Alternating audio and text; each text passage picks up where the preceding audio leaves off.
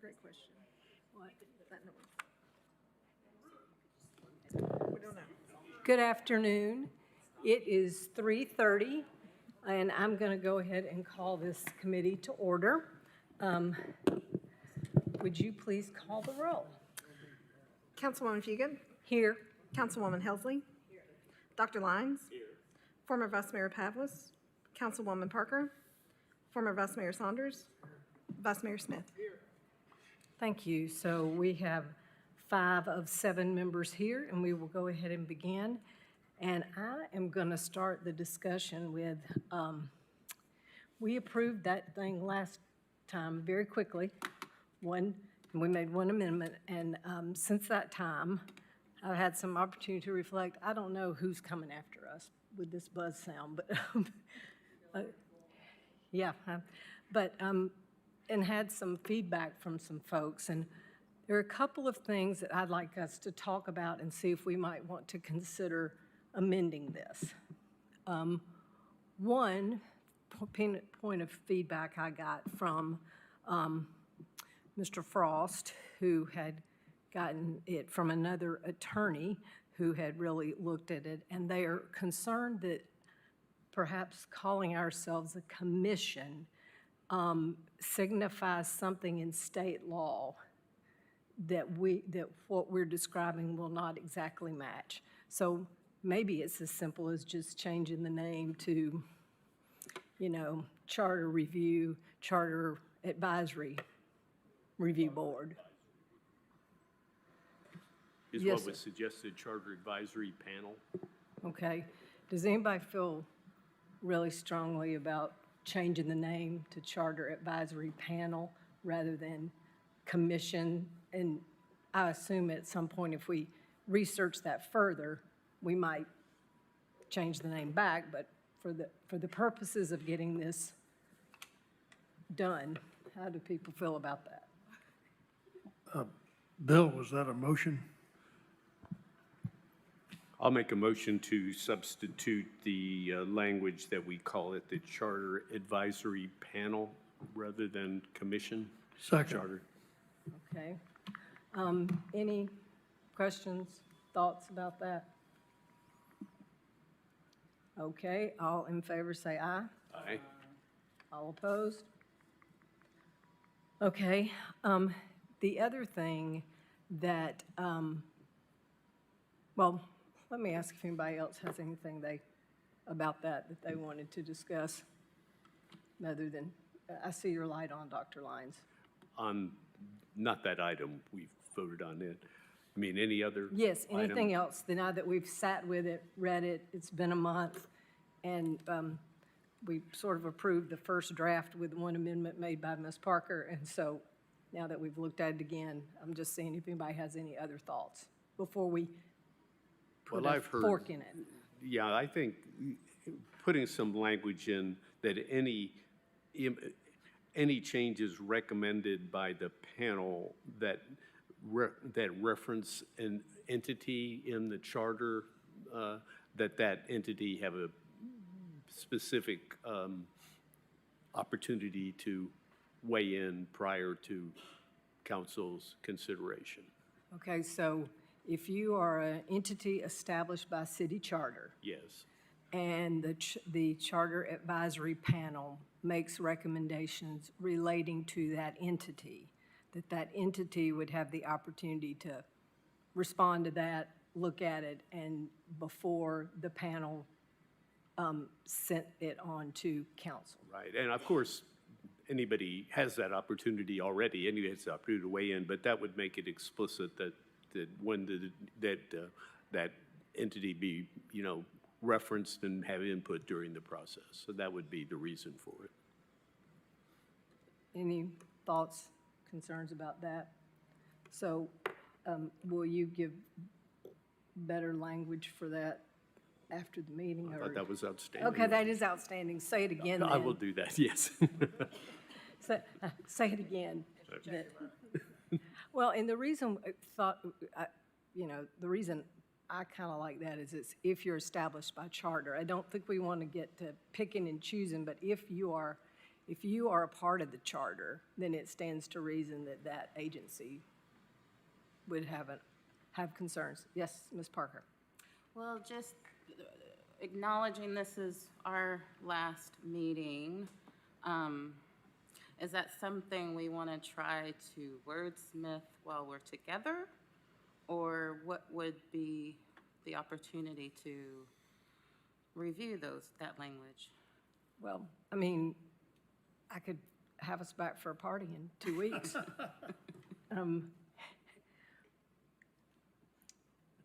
If it's the one change, If it's the one change, can we circulate? well, I was just gonna say, we could pause. We can pause and let And- you want to say it. I'm Dr. sure you- Lyons, is there a portion of the recommendation that you think is easiest to make that edit? Turn your mic back on, please. Thank you. I think it would be What section is it? something, it would be a new section. We don't have anything referenced. I could possibly try to wordsmith it while we go. It's not, Okay, I just, in terms of getting the actual language, contingent on the, getting the formal language correct. yeah, I was about to say, this is what we would present to an attorney who would then write it in real ordinance form, and then when it went to council, more wordsmithing would take place, but this would at least show the intent of that. So, you want me to keep talking and you figure out how you want to write that? Yeah. Well, you don't have to write it. The other thing that I have thought about, because I've been getting, as many of you have probably, some questions about how are they going to know what to do this first time you have it. So I'm making a proposal that this is Lynn's proposal, that we create a section or some language in there that says, City Council will give a charge to this Charter Advisory Panel of the work they are to do. I think that gives us, hear me out, that gives them the opportunity to know specifically what things council wants to look at, because I know at our council retreats, we often talk about things in the charter that ought to be looked at, or this ought to be looked at. That would give them a place to start, rather than just getting a whole bunch of people who aren't as intimately involved with the charter saying, they can look at anything, but would it be wise to give them some specific things to look at? I wouldn't list them now. I would say that as it gets started, the city council would give a charge. And I guess the reason my thought works that way is that's the way some organizations that I've been a part of that have a board of directors and they have standing committees or committees that work. Well, the board of directors can change from time to time the specific things they want those standing committees to do through a charge without having to rewrite a whole ordinance. Does that make sense? Okay. Finbar, you have your light on. Yeah, so would the standard agenda include an item that would bring that up on every agenda I think, after whatever, January of 27 or whatever? I think council will have to figure out how they want to do that. Like, is it at a council retreat? Do they talk about that every year when they're talking about priorities? Or is it a workshop? I don't want to be that prescriptive, but just that council would, when that committee convenes, and it has to convene in 2027, isn't that correct? So I would think that reasonably before, like the year before it has to convene, council should be looking at things that they want to be considered. But we've always said as a committee, we wanted people to look all the way through the charter, but it's just a little overwhelming with no direction on where to start, especially since this is brand new for the city. So, Tommy, I see you reflecting. You're not sure how you feel about that. I'm just trying to think through whether we ought to put a clause in this structure to trigger that. Okay? Okay, I'm having trouble with the language or the full thought, but that in our structure, so many months before the first meeting of this, council will provide The charge. a charge. So that's as far as my brain has gotten, but I think that's good. Dr. Lyons? I was going to say, I have some wording for the other one if you wanted. but we- Okay, well, you go through that, and then you can word what I just said next. Under the section on report, it said, "The report shall include for any recommendation, any proffered maybe recommendation, responses from any relevant department, board, commission, agency named in the charter." They'll include any recommendation, the report shall include for any recommendation, responses from any relevant board, commission, office, agency named in the charter. Or any maybe entity is better. Let's just Maybe do just entities, because entity, when you for start any listing out entity all named those in the different charter. things, that gets a little, because entity implies different to me than a department. Right, and that's right. Let's make it entity named in it. That just means if they recommend any change in the charter that references a specific, it could be a board, an agency, but it could mean, be it could broader. be I don't like- want to try to exhaustively name them all. Just that group would respond, would have a formal So response. here's the question, is like the Civil Service Merit Board in the charter? Yeah, that So would I be an mean, like example. the Civil Service Merit Board, KUB's in the charter. I'm sure there's some other things that are in the charter, but those people, if you are delineated in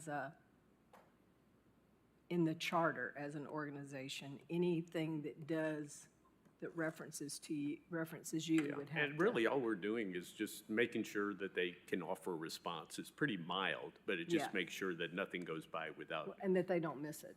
they don't miss it, yeah. Ms. Parker? There were two words I wanted to consider adding. And the first one is maybe solicited responses, to just emphasize that we need the committee to solicit these responses, not just make a public notice and then Yeah, say they need nobody to tell responded. somebody, hey, we're talking about you. Right? You And might want to then- pay attention. I think that's a good idea. And then maybe impacted entities, just to clarify, we're only speaking to the entities who are referenced in the change. Yeah. I think Yes, both I think those are those good. would be good. So it would be, the report shall include for any recommendation, solicited responses from any entity Named in the charter. named in the charter. And, that's right, any impacted Impacted entity. entity. And that's right, any impacted entity. So we wouldn't named have in to tell Civil Service Merit Board if they're not impacted by Right. something. Yeah, the recommendation, okay, any responses from any impacted entity named in the charter. yes. Solicited responses from any impacted entity named in. would we Okay. put it as a separate, as just a fifth bullet here in this section? Yeah, that Yeah, would, that would be, it would be, I think this is the section you're referring I'm to, Dr. referring to Lyons? section 6, that's correct. Yeah, Yeah. so it would be a fifth bullet. Yes. Yeah, fifth bullet there. Mm-hmm. That would, as I read it, yeah. Okay. okay. Okay. All in favor of making that change? Aye. Aye. Aye. Good. Okay, now back to my wondering about creating a charge. Would that language go, I don't have this right in front of me and I can't see anything. What is that? Can somebody read that sentence to me? Oh, wait, I can turn around. No, I can't. I can't see from there. If I may. Yes, if- please. If you go to section 5, Yes, the first bullet talks about convening its initial meeting. right. And maybe before that is a bullet that mentions council's charge to the commission. So, and you mentioned putting it, and that, of course, will now be advisory panel. All that will be in there. Yeah. So would you suggest that it would be a council meeting or something, and we would need to decide that, you know, within 3 months prior to naming? Prior to that April 1st Yeah. date? Yes. Because I think we've got to give council So. a deadline. And so the question that I have then is a workshop required of council to decide on that charge? Or is it an option that we leave flexible? I think, How does council establish the charge? I think that council would have to work on it and then bring it to an agenda. I guess And the it work be on a it, the work on it part is what I'm trying to address. Yeah, but I don't know if it's do you want to be flexible? Do you want to say it has to be a workshop? Because what if it's at the city council retreat that they meet and talk about it? Yeah, just as a reminder, this is only once every 8 years, so for whatever that's worth. Yeah, I know, It but could be either I'm- of those things, yeah. I think it would be anytime council chooses to convene themselves.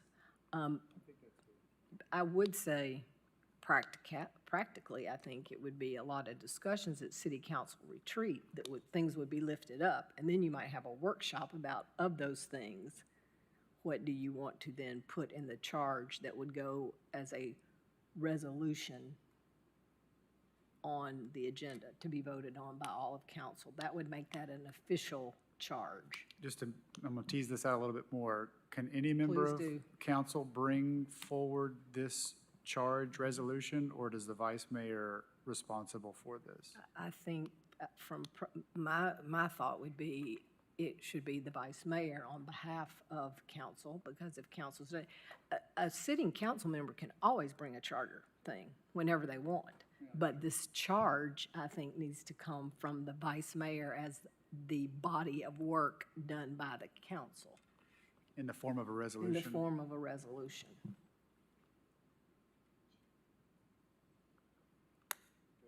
More teasing. Okay, So, this is how we do our best yeah, work. council, the resolution fails because council couldn't find a consensus on the first one. They would have to keep working and bring another Yes, subsequent yes. resolution. Okay. Because this task force can't work until it has a charge. Right, I think that's an important trigger. Okay, Okay. Everybody all right with that? So all in favor? well, just to With- restate it? Yes, restate it. Yeah, 3 months prior to the convening of the commission, council will submit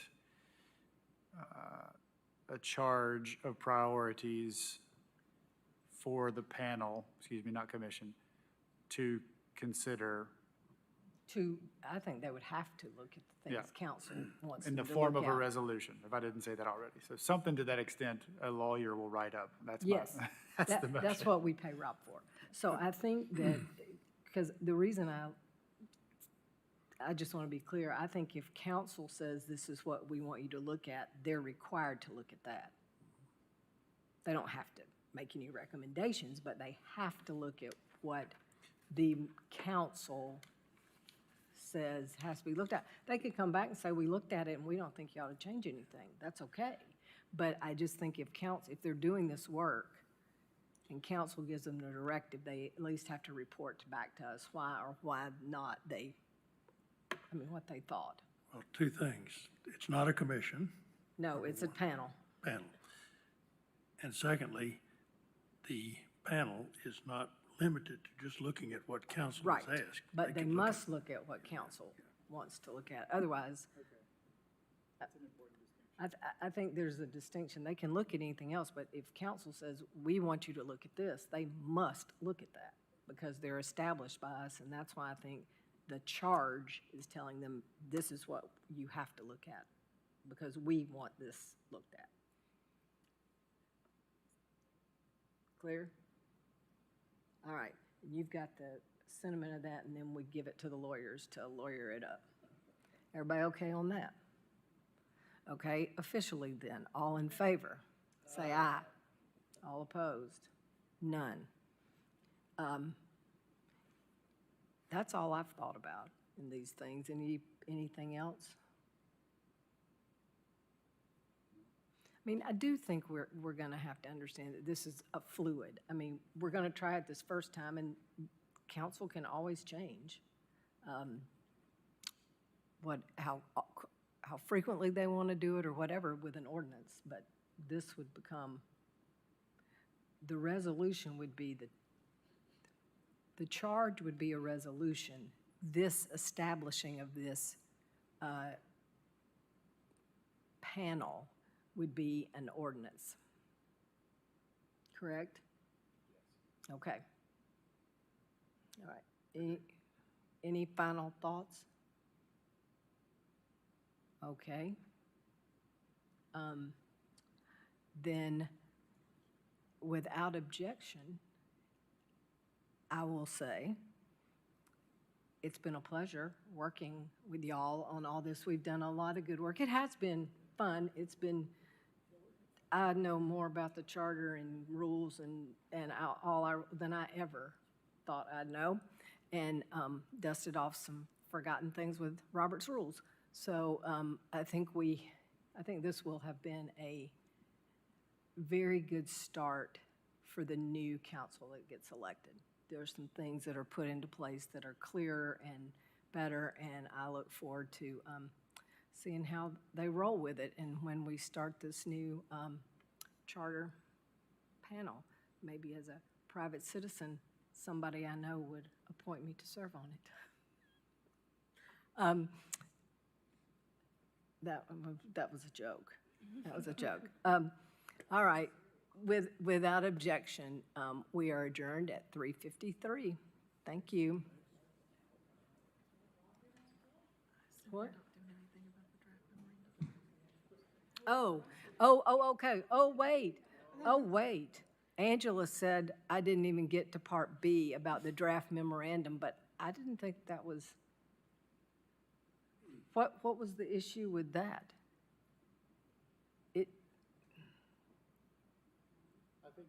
I think that was a placeholder. They've already, and We haven't taken action yet? Reconvene. Okay, strike the adjourning.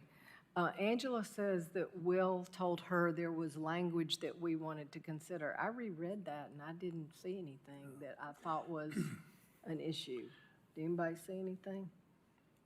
I think this was a standing placeholder on all of our agendas. On all of our to agendas. revisit things, and we revisited in The thing that last- we needed yeah. to look at?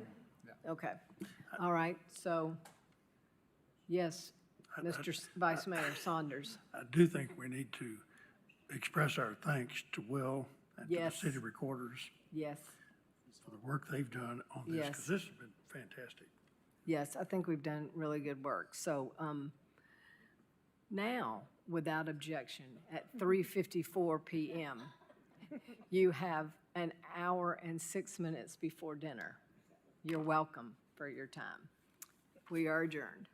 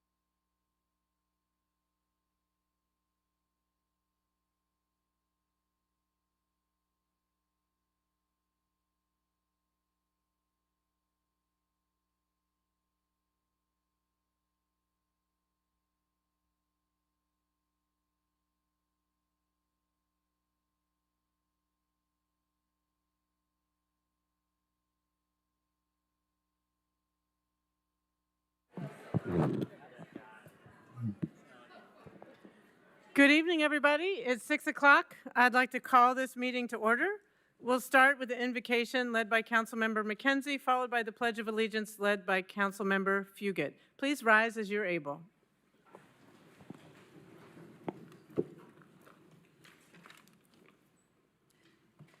Today we come and thankful for the opportunity to serve our city and our communities. We pray protection for those police and firefighters who pledge an oath to protect and serve us. Please bless those who are homeless, who are hungry, and who feel hopeless. We pray for peace across this world and peace and reconciliation in our city and our communities. Amen. Face the flag.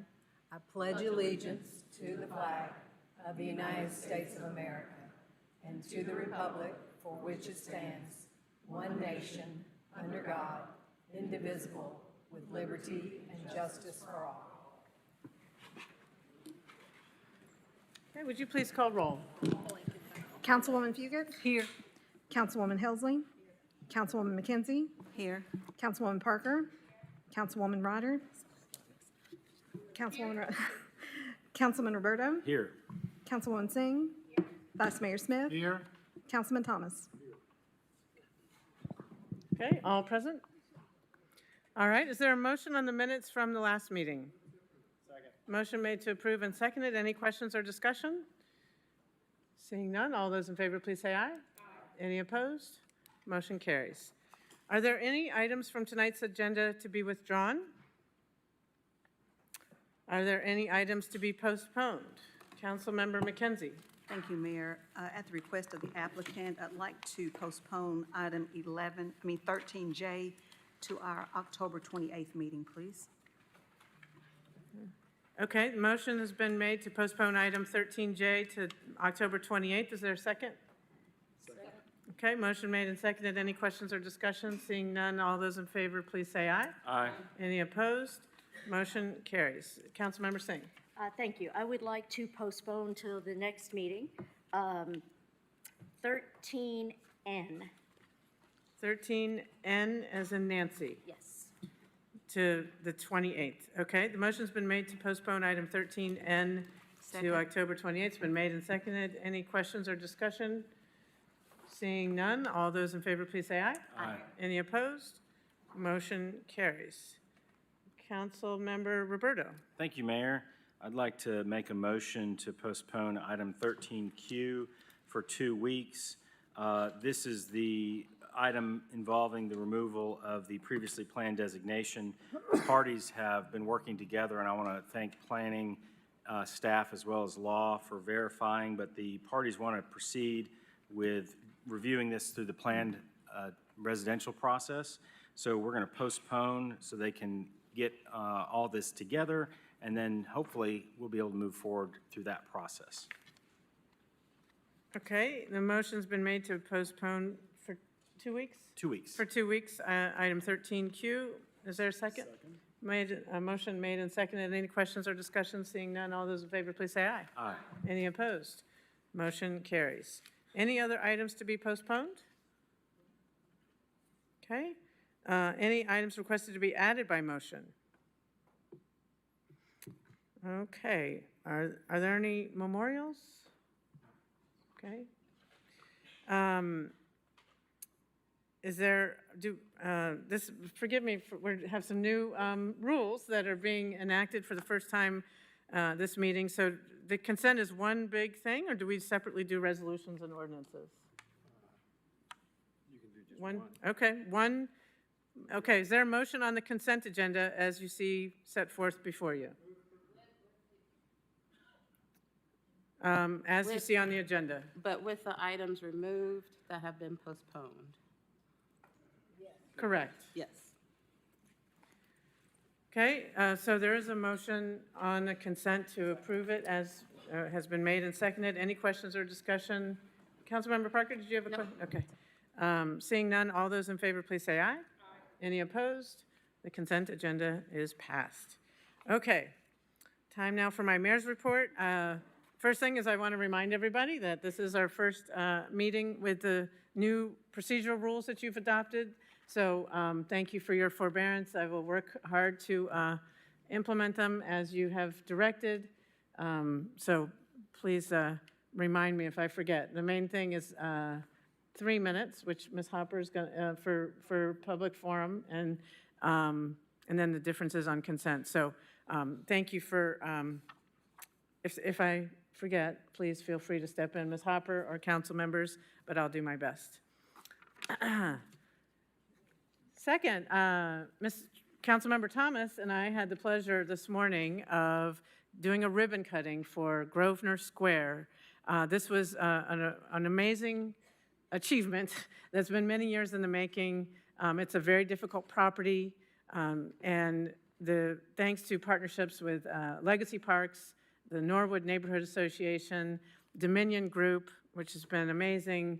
There are now 184 affordable apartments in our city. And there's some of them are 1 bedroom, the most are 2 or 3 bedrooms, so there's a lot of variety of family sizes, household sizes, and it was just such a pleasure to see them. There are many on the ground floor are ADA accessible, and then there's 30 acres that Dominion has donated to Legacy Parks, then the Legacy Parks has donated to the city that will be natural space for not just the Grosvenor Square neighbors, but for the whole community. So just want to thank council. The city put in $1.7 million to make that project feasible, and now there's going to be 184 new homes, affordable homes for our community members. And I got to meet one of the residents. It's been open, and so residents have already started moving in, and a woman named Priscilla had formerly been homeless, and now she has a home, and she's a home health aide, and she's just happy to be safe and sound and working, and she feels very welcome in the Norwood community. So this is a really happy occasion.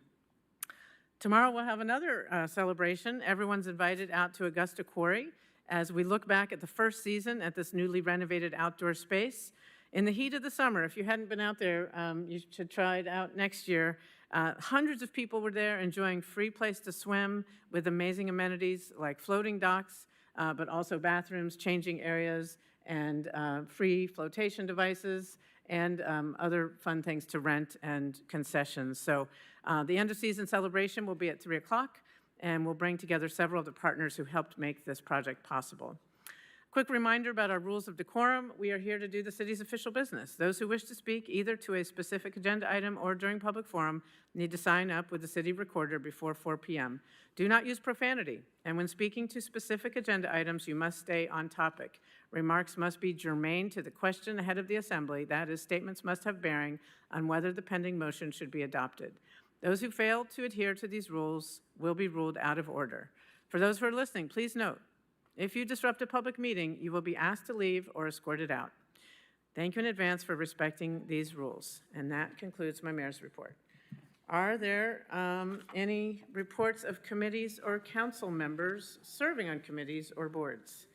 Council Member Fugit. Thank you, Mayor. Just want to let my colleagues know that the task force that we had established to do the city rules, we've finished that, and then today we've finished the work that will come before you in the form of an ordinance shortly to establish a charter review process that council asks us to work on. So we have put ourselves out of business yes, for 6 months, meeting starting at 3:30. We're done with that. So there will be rules that we did not get to that will be given to the new Standing Rules Committee when it is established after this election with new incoming council people. And then, like I said, the charter part is over, assuming you pass the ordinance. Then that will put that in place to begin. And so we'll get that working. I'm telling Mr. Frost that now we're finished, and so we'll start working on that to bring it before you and get all that work established so that we can start the beginning of next year with these things taken care of, which I know council has talked about for a long time, and so I'm glad we were able to complete that work. So that's my final report as chair of such task force. Thank you, Councilmember Fugit. I know that's been a lot of work, and It's been fun. okay, thank you. Councilmember Ryder. Yeah, I just wanted to do a reminder that Audit Committee will meet tomorrow, Wednesday, October 14th at 3 p.m. in room 461 here of the City County Building. And to get ahead of the curve, the next Audit Committee meeting is December 18th at 3 p.m. as well. Thank you. Okay. By the way, this is a little bit new, that we have council member reports from committees and then a separate one for announcements. So we're still on the committee reports now. Any other committee updates? Okay, now moving on to general council member announcements. Vice Mayor Smith. Thank you, Mayor. I just want to wish Councilwoman McKenzie an early birthday. We celebrate you. And as a point of personal privilege, I would like to wish Jamie Smith happy anniversary. And I believe it was Councilmember Helsley's birthday yesterday, so happy belated birthday to you. Councilmember Thomas. Yes, just to underline a few points that the mayor said, we, both of us were at the ribbon cutting this morning in Norwood, and we're really happy with the way everything turned out up there. And I specifically wanted to give credit to people who worked with Dominion, Jordana Nelson, and Craig Cobb. They were some of the easiest developers and smartest and most outreaching to the community that I've had the pleasure to work with. And this was a complicated transaction, and we were able to ease through it, and everybody was at the table.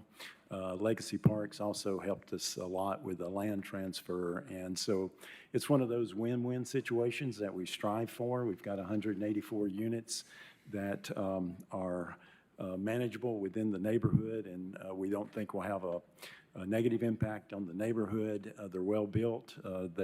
Most of them will be, I think, affordable housing or relatively affordable.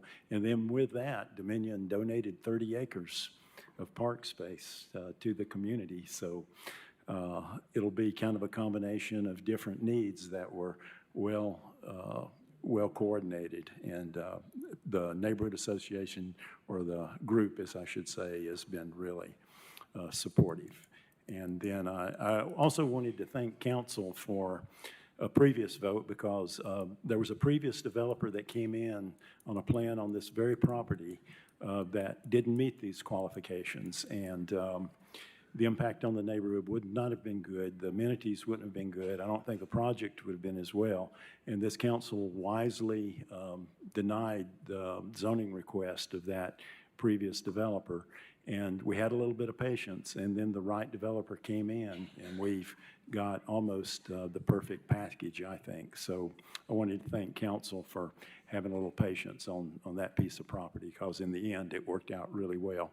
And then kind of looking toward the future, the same team, somewhat with the coordination of Ben Bentley with Dominion, will be working on the St. Mary's site. And we will have a similar situation there, where we're adding relatively affordable housing, but also trying to coordinate and connect some green space where, we're hoping for another win-win there, where, several needs are met in one package. So this was a good day for us, I think, and that concludes my council report. Thank you. Council Member Roberto. Thank you, Mayor. I just wanted to remind everybody that there's a city election going on, and early voting actually starts tomorrow. So hopefully you've been studying candidates, and if you haven't, you've got a little bit of time.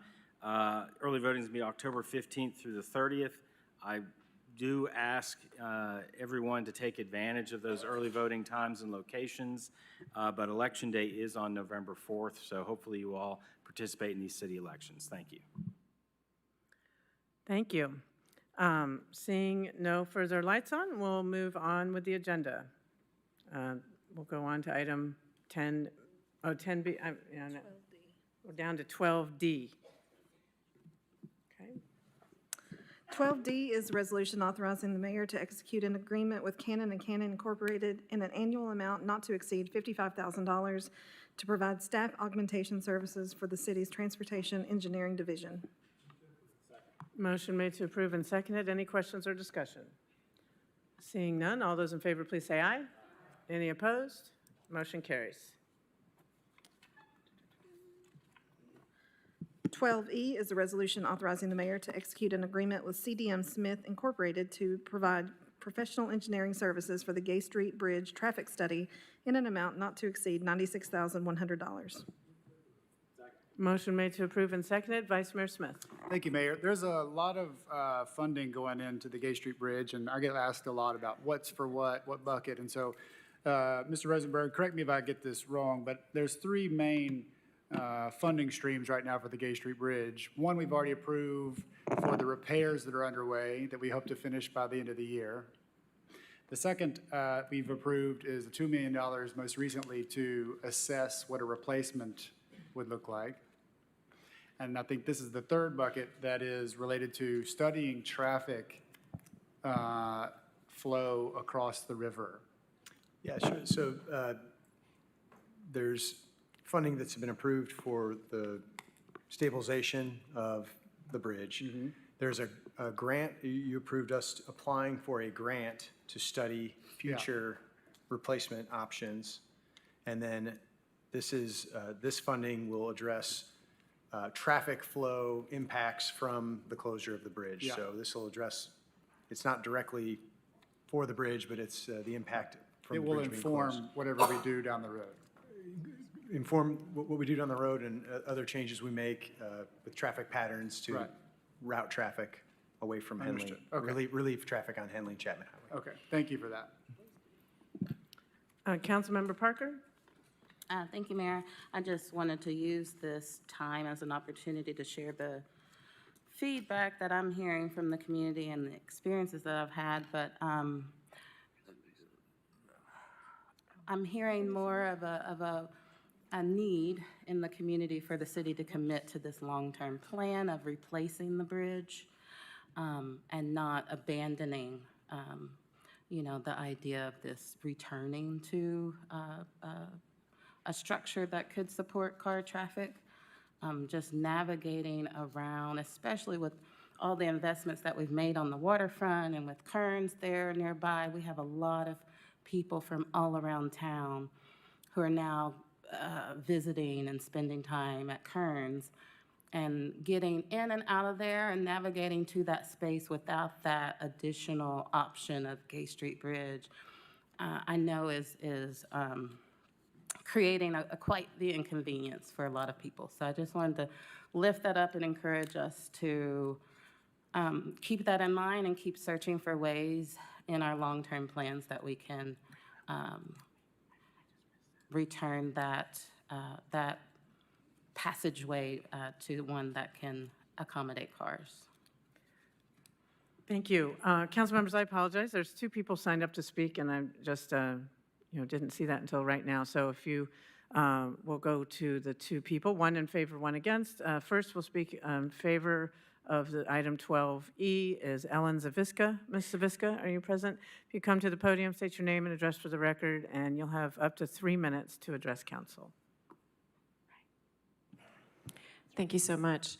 Ellen Zaviska, 3118 Fairview Street.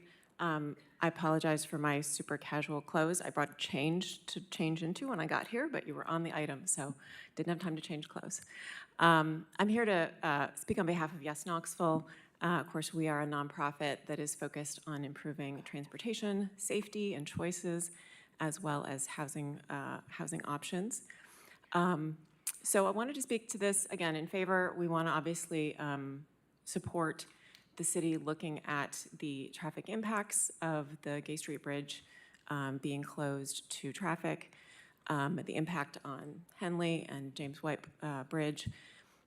Just want to offer some ideas on doing that in a way that doesn't bias it too much toward car traffic, and not enough in favor of pedestrian bicycle traffic. I see I have infinite time, which is No, great. the clock on Ms. Hopper's computer is running. I'm not sure why it's not running there. You have a little more than 2 minutes left. I'll just filibuster all Okay.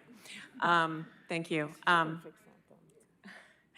I do have some expertise in this area with a master's degree in transportation planning and 20 years in the field, so I just want to comment on a couple things.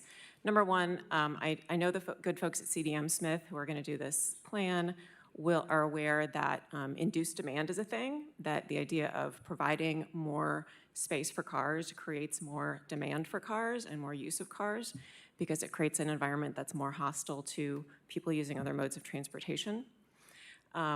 So I want to make sure the study accounts for that. I also want to make sure the study accounts for the fact that obviously, well, potentially there's been impacts on the Henley and James White Bridge traffic once Gay Street was closed to cars. There might also be impact on those two facilities when the Gay Street reopens for bicycle and pedestrian traffic in December or January. And so I want to make sure that they're collecting data from both of those time periods, from before it opening to bike ped and after it opening from bike ped, because there might be folks who currently are having to get in their car and drive across the Henley Bridge or the James White Bridge when they would rather walk or bike across the Gay Street Bridge. So just want to make sure that's accounted for. And finally, if you're familiar with traffic studies, you know that they tend to assume that traffic is continually going up. In fact, when I looked through the documents that CDM was asked to respond to, they were asked to account for traffic growth on the corridors as opposed to traffic change.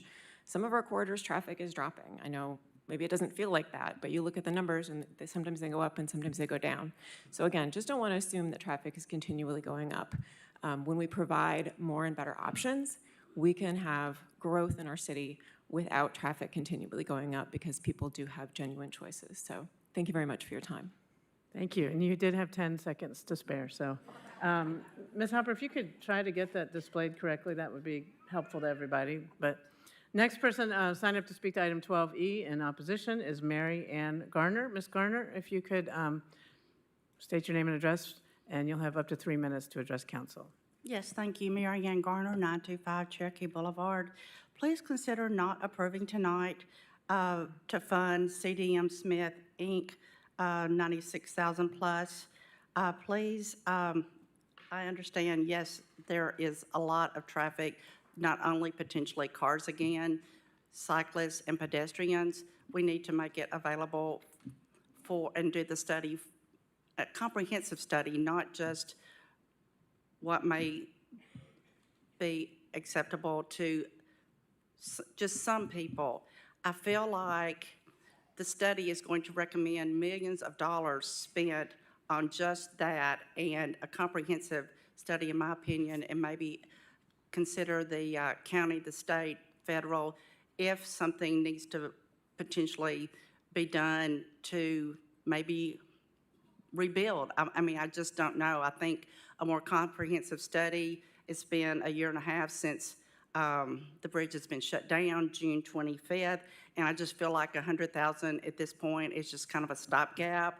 And it's, I think March is when it's supposed to be finished, the study. So in my opinion, this could be put off until November when some of the new council and the existing council can come and get more information. I just don't feel like it's urgent to be passed tonight. Thank you for your time. I've got a minute and 28 seconds left. Thank you. Okay, thank you. That concludes the people who signed up to speak to item 12E. Vice Mayor Smith. Thank you, Mayor. The purpose of this study is to look at traffic flow now, but Mr. Clabo, one of the speakers, had a concern that it wouldn't incorporate reopening of the Gay Street. When will this start and end, and will it consider the Gay Street opening back up to pedestrians and bicycles? So the study, CM Smith's charged with looking at the pre-bridge closure and post-bridge closure of Gay Street. And so we're really wanting to figure out what's happened to the existing network with the bridge being closed. So we're looking at traffic before and after, looking at all the alternative routes to see how that traffic's diverted. That we will also be looking, it's kind of foundational work for, we brought a request for an application for $1 million for federal funding for a grant to start that's really the start of the process for looking at whatever the future of the bridge is. So this is foundational work for that grant request that we had. Thank you. Councilmember McKenzie? Thank you, Mayor. So just to be clear, the dollars that we're investing in the studies will actually be brought back to council to be able to make an informed decision about the path forward. Absolutely. All right, just wanted to be clear on that. Thank you. Councilmember Ryder? Yeah, Mr. Claybo, so I'm going to preface what I'm saying by saying, if you tell me a bridge isn't safe to go over, I'm like, cool, I'm not going over it, because that's one of my biggest phobias, all right? But there are constituents who have questions about how and why it's been determined that the bridge can't be repaired for car traffic when they cite other steel bridges that were. So do you mind, for a refresher, how and what qualified folks decided that we shouldn't have car traffic on here, by the way? And the fact that you hinted at it, I'm cool, I'm not volunteering. But the fact that other people want to volunteer to do it, let's tell them why. Right, and this is, it's been a process that we've gone through. So with the original bridge inspection from TDOT and Michael Baker, it was determined that there were some deformed members in those arches, the second and fourth arch coming from south to north. Based on that analysis, we hired CDM Smith to do a structural analysis, so those inspection reports were used for that information. As we got into that analysis, you might recall we did a change order with CDM Smith to do a LiDAR scan, so it was a more detailed survey. So one of the inspections showed lateral deformation, but this LiDAR scan is kind of a 3D. It showed also there was rotation. So the members were more deformed than we expected. So the analysis, as we got further into it, we were hoping, I think at one point we were even saying maybe we can get emergency vehicles on the bridge or buses. And based on those findings from that LiDAR scan, that was not an option. So now we're not even doing the buses we and are not. emergency vehicles? We Okay. will have a limited number of bikes and peds on the bridge. Okay. And that's in the current repaired, and I'm really calling this a stabilization project. So it's the current stabilized bridge. We will have limited bikes and peds on the bridge. From this point forward, that at least allows us to use the bridge while we're trying to figure out what the future of the bridge is. So this grant that we're talking about, it was $1 million request that we're wanting to apply for with the federal bridge investment program. It's to look at, okay, what are the options moving forward with the bridge?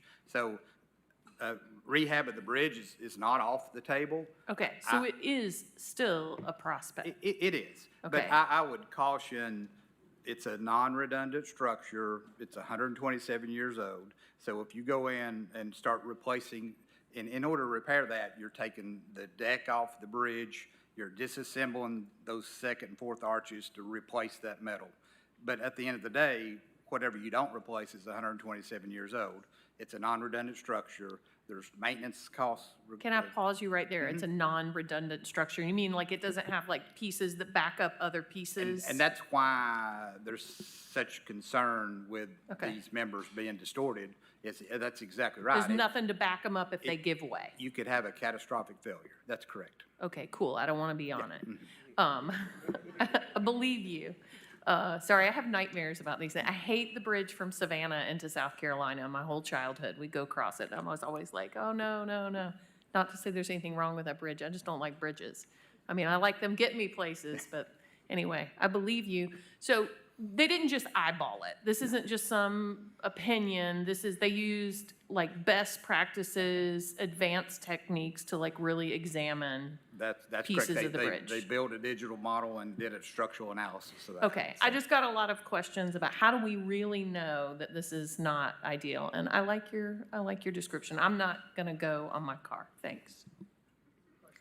Thank you. And for those who don't attend our meetings regularly, Mr. Claybo is our Director of Engineering, in case it wasn't abundantly clear from his answers.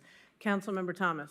Yes, in regard to the study that's on the agenda, what kind of time frame are we looking at as far as what data would they be looking at in the past, and then how much far in the future would they need to collect data?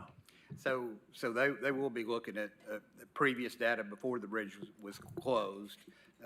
They also, there's ways to source data, and I'm not an expert in this, but they are, but from cell phones and other things to where they can see like trip destination or the destination.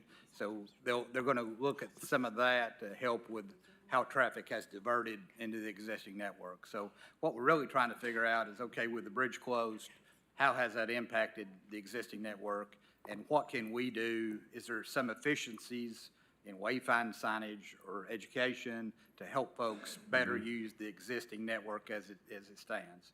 But I will say that information will also inform our decisions moving forward with a new bridge as we're considering that.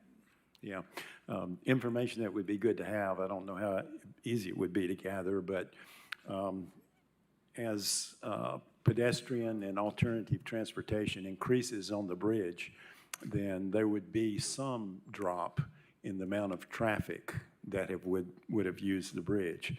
And that would be some really good information to know, because, you know, if we just assume that the traffic is going to be the same as it was in the past, but if we have more use by pedestrian use and public transportation and all that, then I don't know how easy that would be to gather, but to find out how much traffic would be reduced by greater access by alternative transportation.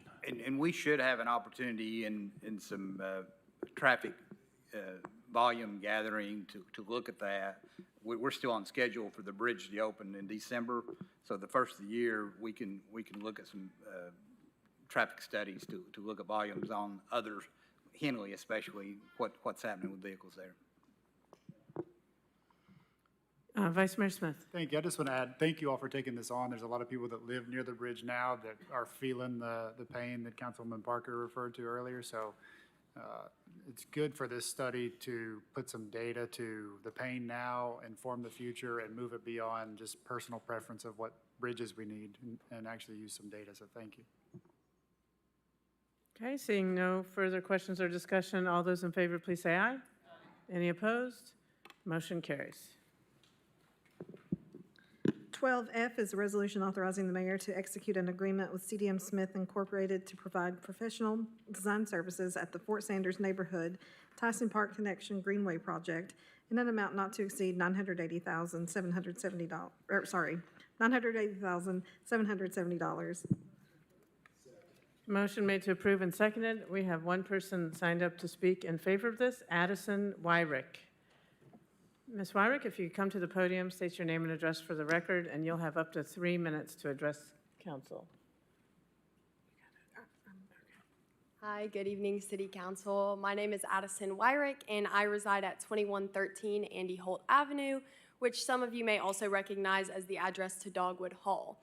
I am a student at the University of Tennessee. I'm studying public affairs, and as the mayor said, I'm here today to voice my support in favor of item 12F. So as someone studying public affairs, I've learned that effective civic infrastructure is about more than just concrete and design, but about creating spaces that are safe, accessible, and responsive to the real needs of the public. Many students at the university frequent both Fort Sanders and Tyson Park. Many students reside in the Fort Sanders neighborhood. But students often travel from campus to Tyson Park to access the skate park, tennis courts, pickleball courts, or even just the green space. The park allows us to exercise, work, and take mental health breaks when we need it. However, many students don't have access to a vehicle on campus or cannot easily move their vehicle for things such as day trips to the park. This means that students are walking or riding their bikes almost 100% of the time in this scenario. Right now, the route connecting Fort Sanders to the park is not completely safe and clearly marked, which creates dangerous conditions for students getting from one place to the other. This proposed Greenway connection would provide a safer, more accessible environment for the thousands of students who use this pathway every semester. Students deserve to feel safe getting to places like Tyson Park that support our health, our studies, and our well-being. So, I believe this project represents a crucial investment in pedestrian and bicycle safety for our students. I appreciate the council for considering this project, and I urge you to approve the resolution. Thank you for your time and for supporting crucial safety initiatives in Knoxville. Thank you. Vice Mayor Smith. Thank you, Mayor. I just have one question. This is for design. Mr. Claybo, would we have line of sight to funding to build it? We have, so it's currently programmed in the Transportation Improvement Plan for design and right-of-way. And the construction is included in the 2050 Mobility Plan, which is the long-range plan that feeds the improvement plan. So we would be seeking federal funds. Okay, thank you. Councilmember Thomas. Yeah, this is a connection that's really been needed for decades, actually, really. And for the people who live in Fort Sanders neighborhood, the park is literally almost a stone's throw away. But it's kind of like the old adage, you can't get there from here, and you have to go all the way up to Cumberland and around, which is really unfortunate. So just this simple connection of connecting these two places would be a great benefit to the people who live in Fort Sanders and be able to utilize a park much more. So I'll completely support this project. Thank you. Councilmember Parker. In terms of our greenway developments and design of them, what aspects of safety do we consider in the design? Because this is so close to UT campus and will serve a lot of UT students, one thing it makes me think of are the call boxes that are on campus that students have access to that can alert, someone to help. And of course, I'm referencing something that I used many, many years ago. I'm assuming they're still there. But it seems like a good spot for a greenway. Is that something that's considered in the design?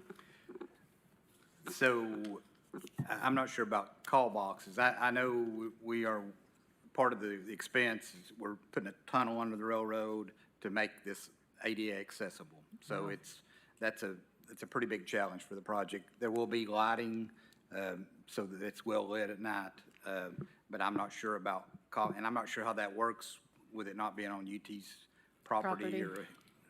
Well, I'll just add that, we have a great working relationship with the University of Tennessee, including UT Police Department and safety issues, and we'd want to work with them. And also, as Councilmember Thomas alluded, or in the discussion, this is design phase. This is not going to be built anytime soon, but we hope that once we have the design, then we'd be eligible for some grants and other things to get it done. But yes, safety is super important, not just safety of the bikers and walkers as far as like smooth surface, but also just personal safety. I also think this connection has been, we're talking about the users from Fort Sanders, but there's a lot of people in West Knoxville who will use it to bike or walk from neighborhoods in West Knoxville to downtown or to campus. So I think it'll be used by a lot of people once it's there.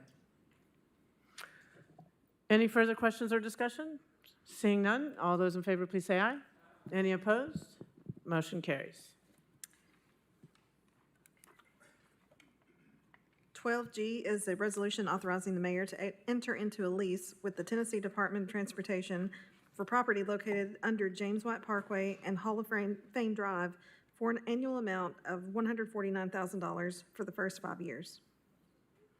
Motion made to approve and seconded. Any questions or discussion? Seeing none, all those in favor, please say aye.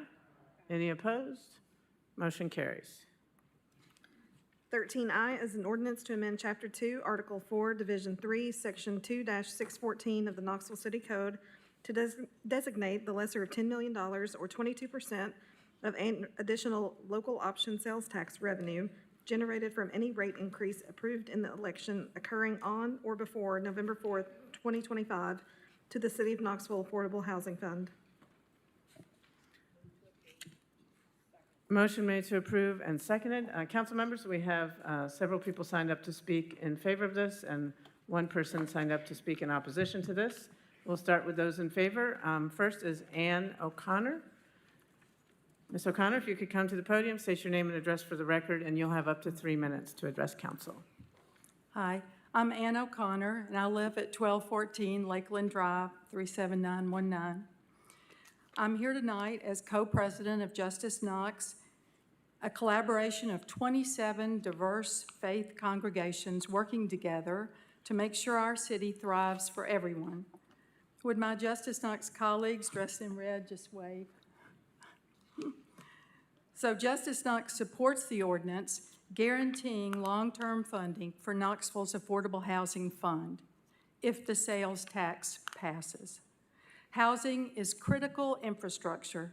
Like roads and utilities, it needs ongoing support and funding. We're proud of our work with Mayor Kincannon, her staff, and Councilwoman Lynn Fugit to create the ordinance establishing the Housing Fund. We're grateful to other council members who supported that effort and have continued voting to expand affordable housing. Together, we helped ensure thousands of affordable homes have been built and maintained.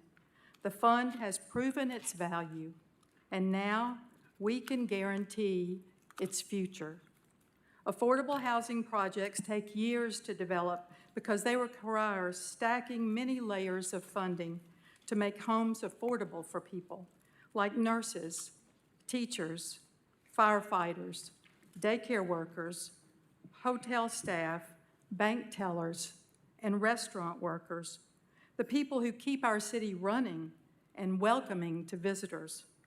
Consistent local revenue allows developers to plan effectively and meet our housing needs. It also helps them leverage outside financing. When the city helps fill funding gaps, developers become more competitive for grants, loans, and housing tax credits. On average, developers using our local housing fund have leveraged $15 of outside financing for every one local dollar, bringing major resources into our community. This investment benefits our entire city. Stable, quality housing builds strong families and a thriving community. By voting yes, you're setting Knoxville on a course for a strong, secure future. Thank you. Thank you.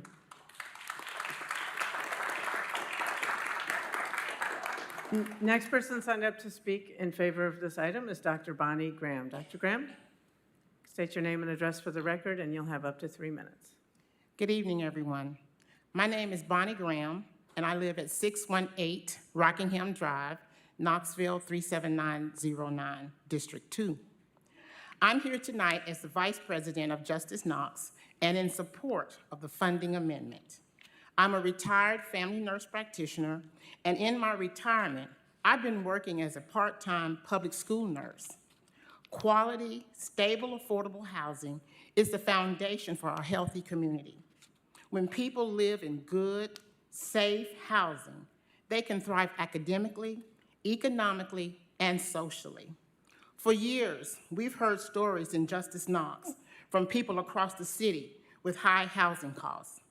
They face terrible choices about what to pay for: rent or needed medications, rent or healthy food for their children, rent or car payments and gas to get to work. I've seen these stories up close in my role as a school nurse. I've watched a child sleep on his desk because the family was living in their car and the child didn't get a good night's sleep. We can't expect our kids to learn and grow to be successful like that. I've had students come into the office with stomach aches, which were really hunger pains. Parents are choosing to pay rent to keep the roof over their heads, but can't buy enough food. We have a long way to go in meeting the housing needs in our community. Thankfully, our housing fund has been focused on the urgent need of affordable rental development, and we are starting to hear stories of hope from people moving into places like First Creek in Austin, Inskip Flats, and the Ammons on Asheville Highway. Still, we know we have more to do, and we know there are more other housing needs. Low-income homeowners are struggling to afford repairs. Young people who can't imagine ever owning a home, or improvement of blighted properties. These are just a few other needs that come to mind. What we deem the most urgent housing need in our city now might very well change over time. The original Housing Fund Ordinance was wisely written with flexibility, allowing the city to respond as housing needs change. What will not change is the need for consistent, ongoing funding to meet those needs. Quality, stable housing is the foundation for a healthy community. Thank you for voting in support of this ordinance.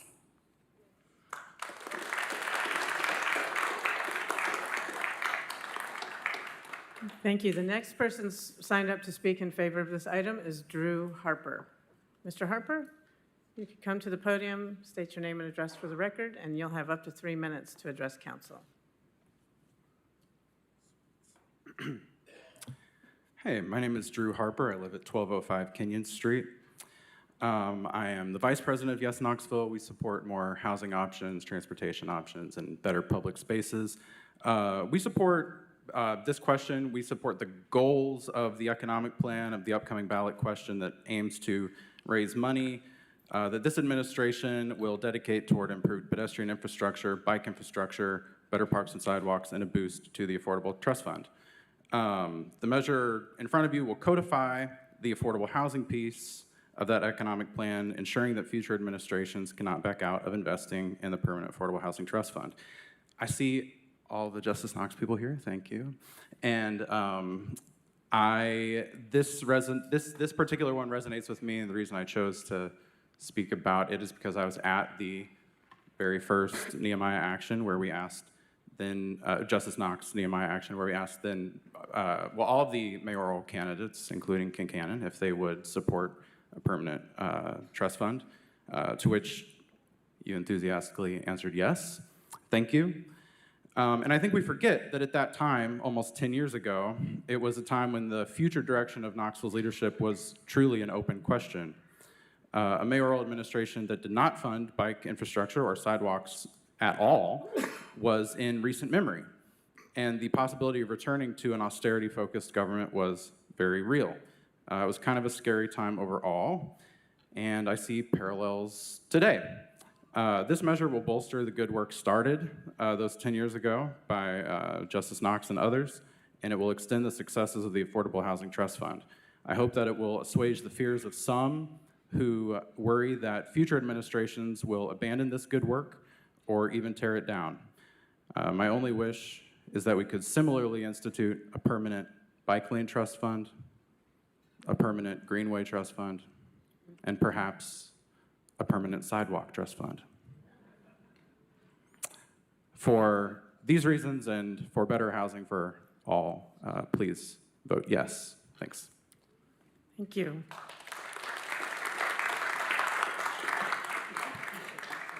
Council, we have one person signed up in opposition to item 13I, Mary Ann Garner. If you could come to the podium and state your name and address for the record, and you'll have up to 3 minutes to address council. Mary Ann Garner, 925 Cherokee Boulevard. I didn't know I was supposed to bring a crowd with me. I don't have a problem with affordable housing. Everybody knows we need more affordable housing in Knoxville, all across the state, all across the whole United States. I was on the Housing Commission in Middle Tennessee for years before I moved here. There are parameters and very specific things that these potential renters have to meet. HUD is involved. It's not an easy process. I totally agree with Ms. O'Connor, who lives in my neighborhood, Mrs. Graham, Mr. Harper. I have a problem with stating a resolution tonight for the 22% if the sales tax passes, and that's a big if. And if it does pass, a percentage or on everything that has been thought out can be directed and approved by the new and existing council people. That's my issue with this ordinance that's going to be discussed tonight. I have no problem with affordable housing. I have spent many, many, many meetings on these issues in Middle Tennessee, and I would love to be involved here. I didn't realize that 22% was going to be discussed until last night on the news, and I talked to Councilman Roberto this morning about this situation, and I don't have a problem with spending money on a study for the bridge. It's just don't spend bad money, good money after bad money. That's the whole thing. Thank you for your time. Okay, thank you. That concludes people signed up to speak on this. Next is council's discussion. Councilmember Fugit. Thank you, Mayor. I just wanted to say that some people won't want to hear this, but do understand that councils make ordinances and other councils can make new ordinances. So what we are committing to, if we pass this now, it will be the ordinance in effect until somebody changes them. Nothing is forever. Policies change, people change, things can go on, but it is the intent with this to say that as long as people are around, we have a dedicated funding stream. I just think we've got to get serious about the fact that people can change ordinances. We do it. But I'm supporting this because I helped create this fund. I have been a finance professional since, well, not lately, but I spent 30 years in the financial industry. There was a need for affordable housing in the early 80s. There will be a need for affordable housing in 2080. There is always someone that needs access to entry into the American dream of maybe one day owning a home.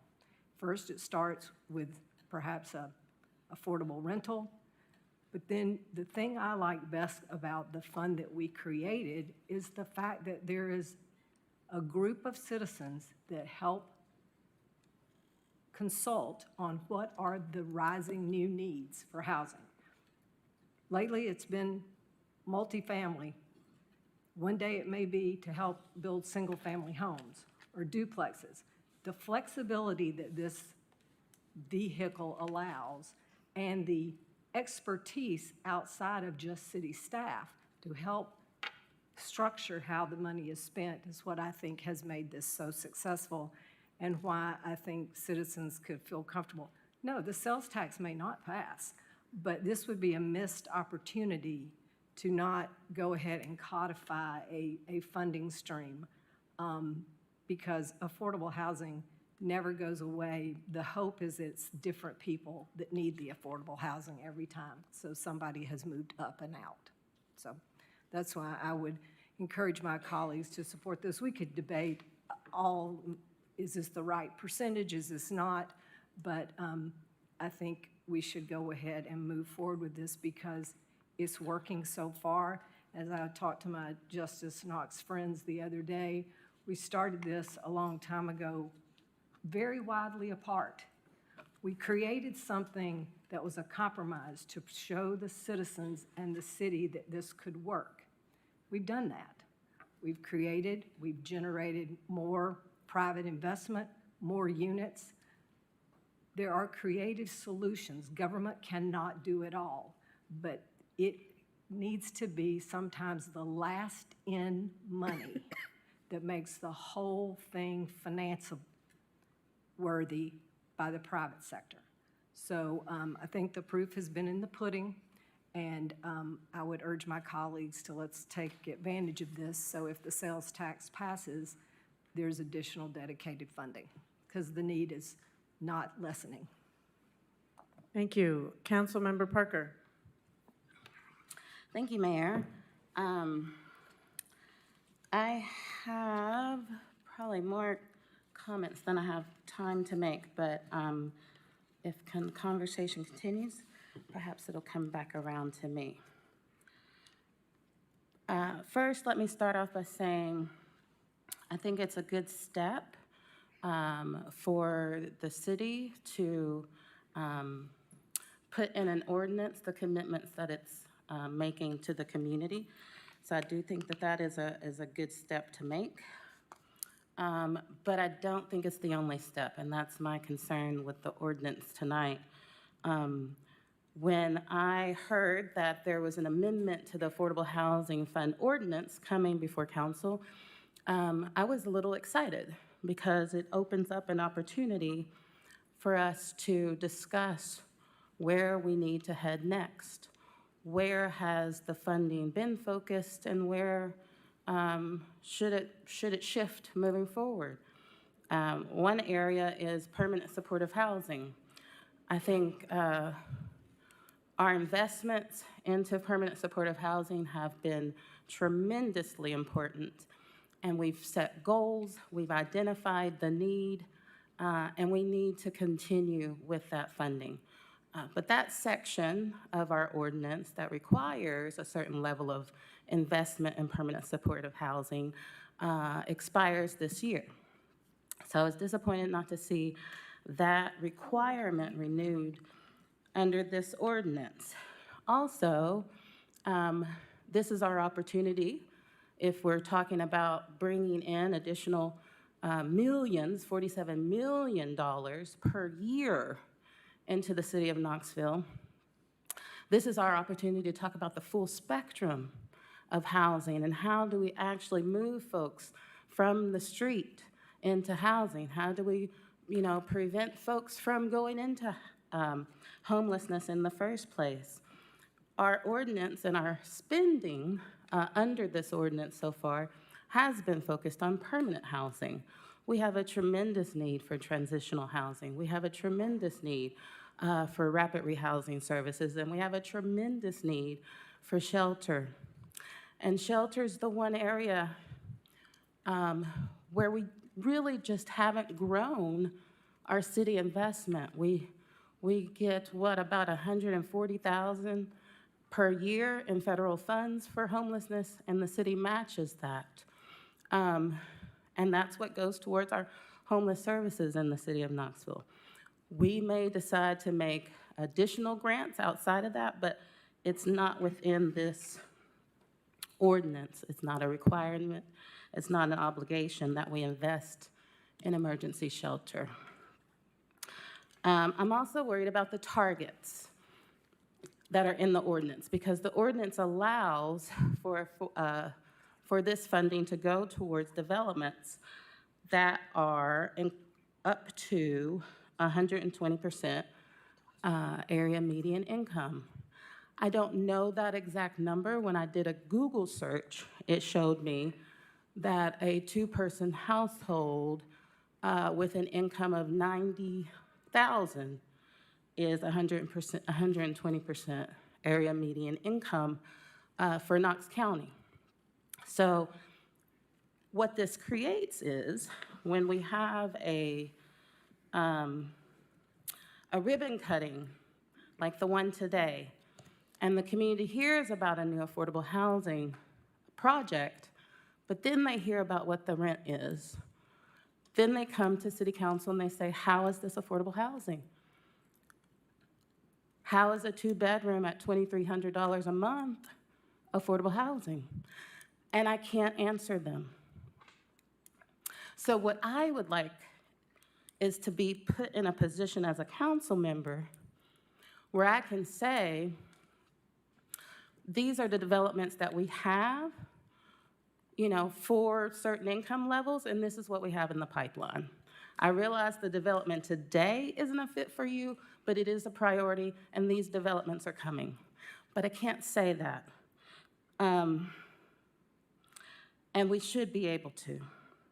We should be able to understand the impacts of our policy. We can't just celebrate that new developments have come about.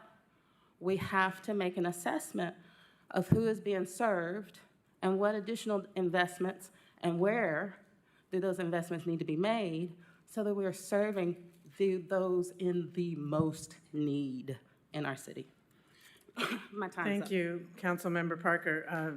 Just a point of information, the Affordable Housing Fund that was passed by ordinance was for 10 years, and so that will go through 2030. If this ordinance passes tonight and on second reading, that would go from a minimum of 5 million, it would add an additional 10 million, so tripling our investment. And I do think that we have things to celebrate. We've, thanks to council's support and the city taxpayers, developed almost 3,000 new affordable homes since 2019. And when you compare that to other communities in our state or across the country, that's pretty impressive. And again, that every dollar that the city puts in is matched by at least $15 from other people, including major investments in permanent supportive housing, Caswell Manor, Liberty Place, First Creek at Austin, Callahan Flats is going to be opening later this month. And the good news is also, and Director DuBose, I'd ask you to elaborate on this, but the Affordable Housing Fund that this ordinance is set to update and amend is flexible. It can be used for a lot of things. So if you could share with council what the flexible uses are and have been. Yes, thank you, Mayor. Kevin DuBose. I'm Director of Housing and Neighborhood Development for the City of Knoxville. The Affordable Housing Fund was very well crafted, and I, as a director who was not here at the time coming in, I really appreciate the work that was done there. Let me assure everyone that we have spent $0 of the Affordable Housing Fund for any project benefiting anyone over 80% of the median. That just hasn't happened. I think what is allowable under the ordinance is if you bring in private money, you can go up to 120. I also want to add that the great majority of the money has benefited projects below 60%. And you know, what we've tried to do with that, with these projects is increase the number of vouchers in the community. So it's almost inconsequential what the stated rent is on the docket. What is happening is many people are paying 30% of their income, and with those 24 different projects that you all have helped fund, we produce a lot of units in a critical amount of time. Now, this is the season. We were in a season of just response to a housing crisis where too many people were paying too much for rent. As we progress, our strategy can really shift. We are looking at some different type of projects bringing to council here in the next few months, including a home ownership project. But I really do appreciate the flexibility that the fund gives us. And that report from the fund is available on the city website, correct? Yeah, thanks. Councilmember Parker. And I have read through that report, and I have mapped out all of the units produced, and I've tied them to the resolution passed by council, tying it to funding so that I could actually identify all of these projects. And, you know, we have, you know, produced a lot of new units. And honestly, outside of this ordinance, we have used other strategies that I would like a better reporting on, if it were possible, of the units of affordable housing and the affordability periods for those that we've produced through a pilot that was granted, but the Affordable Housing Fund wasn't tapped into. I've only identified those out of the Affordable Housing Fund. How much money have we put into the down payment assistance program? How much housing has that produced? You know, I think there's more that we could show, but the numbers, you know, for the numbers I count are 2945 affordable housing units, 2,945. If you go back to 2012 and include all of 5 Points, all of the 5 Points development will get us to close to 3,000. But that's a much larger period of time to get to that number than what we've been discussing. My other issue with this, and I still haven't gotten a good answer on it, is what we are proposing to the community is new spending.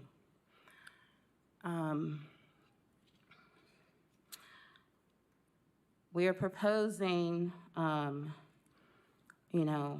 new projects, both in terms of affordable housing and the other categories, to fund with the new revenue produced.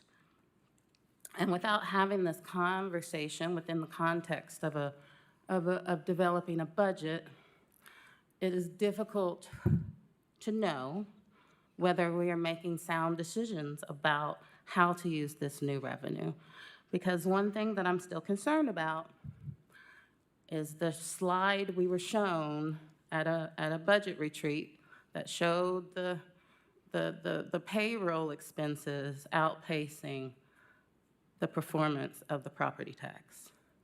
So I'm still needing an answer to if the sales tax increase passes and we as a city dedicate this $47 million to new spending, how do we address the shortfall, very significant shortfall in personnel expenses that is projected to happen,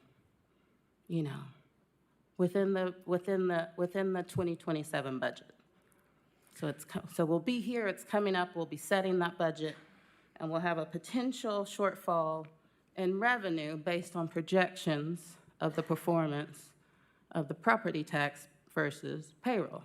And I brought this up several times, multiple times, in multiple meetings, at the budget retreat. But we have no answer. Is there an answer? Councilmember Parker, Mr. Evans has answered and will answer again. If you could, Mr. Evans, CFO. Yes, ma'am. I'm going to give you the same answer I've given you before. You've showed that slide a couple times. What I'm about to tell you right now is the same thing I've said before. Nothing's changed. The fact is, that chart was shown in a budget retreat back when CFO Janot was here, and it showed the intersection of how our projected revenues and expenditures would intersect despite the property tax increase, okay? And I said at that time, or actually Susan Janot did at that time, that's based on kind of everything staying the same, states of growth and expenditures and revenues staying the same. Everything changed after that, like I've told you before. COVID subsided. We had a massive surge in sales tax, I mean massive, that we reaped the benefits of. We got ARPA money, well over $40 million. Inflation has slowed. We also right now get about $2.4 to $2.5 million in real growth for property tax about every year. And, nothing is the same as it was at that time. So your stated concerns that those are going to run out in FY 27 or 28 are it's just not accurate. Well, would you be willing to create a new graph then that can show us the updates rather than, the tone that you're bringing to me today in this meeting? The tone, I'm just a little frustrated because you've asked it several times. Well, I would like I've responded an in the same update that's manner not several verbal. times, and I'm getting a little tired of it. Thank you, Mr. Evans. Okay, just a second. The last answer I got was that the sales tax increase was performing well, and that would cover it. In our last budget retreat, the report was that the sales tax has flattened. It's not performing the same. No, we said that the sales tax is increasing at a slower rate. I'm pretty sure it said flattened. It's in the budget. But either way, it has slowed down. So it's not at a point where it can cover those expenses. So if you have ideas of how else we're going to cover those payroll expenses, it would be great to get that in a report rather than to be fussed at a city council meeting, because I'm concerned about directing $47 million in revenue to new spending when I haven't been shown a report that shows how those expenses will be covered. Thank you. Vice Mayor Smith. Thank you, Mayor. Mr. DeBose, what types of housing can we use some of these, what types of housing can we use the Affordable Housing Development Fund for? Thank you. Good question. Any housing, it doesn't restrict housing types. What it does is the ordinance makes certain that 65% of all of our funding goes to benefit households at 60% of the area median and below. And the balance, we can do 60 to 80. We have funded very little in that 60 to 80, but we're working on projects now because that's a very important group for, workforce housing. And so we have some. Workforce housing, mixed income housing, Yes. permanent supportive housing, Yes. NOAAs, all of those types, as you All- mentioned. all of are that's not restricted. eligible. Okay, thank Yeah. you. The second question is, this only allocates 22% in perpetuity, so after the 5 years of the sales tax, Neighborhood investment plan. thank you, the other 78% is unrestricted to use for the city's Yeah, then discretion, yeah? future mayors and councils can adopt a new neighborhood investment plan, or, just see what the needs are at the time. Yeah, so in year 6, 78% of that new revenue will be unrestricted. Correct. Thank you. Councilmember Roberto, and then Ryder. Thank you, Mayor. I'm going to vote for this, and I think the reason is because affordability is really the issue that we're all struggling with today, and I think that's going to continue. Now, I would have liked to have seen this brought up earlier, maybe in the spring, but I'm going to support it because I think it's a good, this is a very good vehicle. It's been used well by the city to produce affordable housing and workforce housing, which I think is really critical. One point that I wanted to bring up, Director DeBose, is that what's been going on is not a concentration of all of the affordable workforce housing in one place, but rather we've been spreading it out around the city. And I know that in West Knoxville, we've got, I think, more than 300 units that I think we've talked about before when we had none back in 2017. So can you talk a little bit about the benefits of spreading out where all the affordable housing is located, maybe not just in one place, but making sure we continue that effort to spread it out around the city? Yes, I think that's a legacy of the Affordable Housing Fund, and the leadership of this mayor and council is that, the projects have been well dispersed. And the philosophy, just from a practitioner standpoint, is you want to build affordable housing in what is called high opportunity areas, areas where there's lots of jobs, areas where there's a diversity of incomes. And, you don't want to over-concentrate poverty in areas that, don't have the same investment opportunities, So what we've done is kind of, those, 2,600 plus units in just the affordable rental development program. They've been well spread out around town. The mayor mentions 3,000 units. There's other programs that contribute to that number. But in that affordable rental development program, which since 21 has been fueled by the Affordable Housing Fund, it has been almost equal disbursement around the council districts. Thank you. Councilmember Ryder. Yeah, Mr. Evans, to kind of clarify a couple of things that were said, I'm looking at the budget, and one of the questions that came up was about revenues keeping up with employee compensation. And I just want to clarify the pie of revenues. How much is ballpark? I mean, I could sit here and pull it up. It'll just take me a few minutes, but I thought maybe you might know. How much of the pie for what the city spends is property tax versus sales tax? what's the, Okay, again, not having the pie with me Okay. here, the property tax is our primary source. I would say that's, I don't know, 52, 55% Okay. probably. I don't need you to be S- precise. Yes, ma'am. Sales tax is,